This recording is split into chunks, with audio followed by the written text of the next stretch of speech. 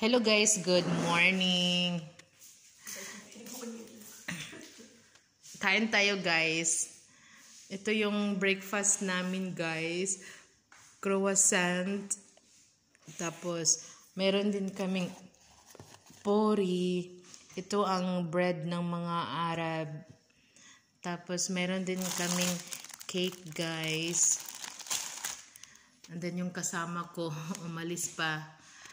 Mayroon din kaming sandwich at hindi talaga mawawala ang red tea. Ang red tea guys. Naubusan na kasi kami ng Nescafe kaya red tea muna, o diba? Tingnan nyo yung labas namin guys. Alas 7 na pero parang ang alas 6 pa. Ang lamig na kasi dito guys. Kaya dito muna kami tambay. Thanks for watching guys.